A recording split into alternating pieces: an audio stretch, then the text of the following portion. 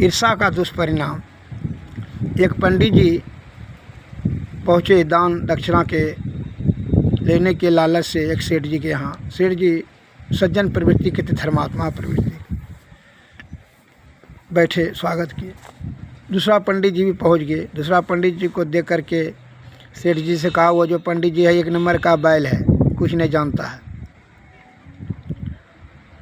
दूसरा पंडित जी बैठे, उनको बैठाए तो उस पंडित जी ने कहा, एक नंबर का गधा है वो जो आया है पंडित जी, वो कुछ नहीं जानता है। दोनों को जब शाम को भोजन परोसे सेठ जी ने, तो एक के थरिया में घास दे दिया, एक ठो के भूसा। तो दोनों पंडित जी क्रोधित होकर के देखने लगा। कहा कि इसमें क्रोध करने में मेरा क्या कसूर है? आप ही तो कहा कि वह एक नंबर का बैल है इसलिए भूसा दे दिया, आपने कहा कि एक नंबर का गधा है इसलिए उसको घास दिए। ईर्षा का दुष्परिणाम यही हुआ।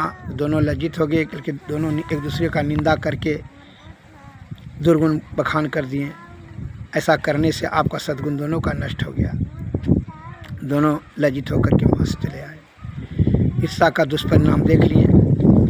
अब मैं दूसरा उदाहरण देता हूँ। एक अंधा और एक लिंगड़ा जंगल में रहता था। आगिन लग गया जंगल में। अब तो लिंगड़ा ने कहा कि भाई हमको कंधा पर उठाओ और तुमको रास्ता हम बताते जा रहे हैं, जंगल से निकल चलो, नहीं तो मृत्यु निश्चित हो जाएगी।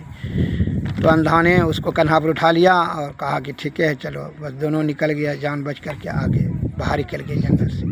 दोनों में बहस छिड़ गया कि हम ही के कारण से तुम्हारा जान बचा। उसने कहा हम ही के कारण से तुम्हारा जान बचा। ईर्षा का भाव उत्पन्न हो गया। एक दूसरों दोनों में शत्रुता की भाव हो गई। तो अब दोनों भजन सत्संग करने लगे। ईश्वर ने खुश होकर के कहा मांगो वरदान। अंधा ने वरदान मांगा कि वह निंगड़ा का दोनों आँख फूट जाए, अंधा हो जाए। शत्रुता का भाव देखिए, बदले का भाव। ठीक है, अब मस्त वैसा ही होगा। अब लिंगड़ा को कहा मांगो वरदान। लिंगड़ा ने कहा वह अंधा का दोनों पैर निंगड़ा हो जाए, टूट जाए। बड़ा कहा ठीक है। बड़ा घोर आश्चर्य हुआ भगवान को। इसको अपना पैर मांगना चाहिए कि यह दूसरे का पैर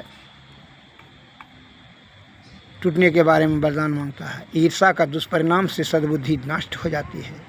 इसलिए ईर्षा का त्याग करके लोभ मोह मद अहंकार तृष्णा भय क्रोध ईर्षा ये सभी जो है विषय का परित्याग करके ईश्वर की प्राप्ति करने के बारे में ही जतन करें।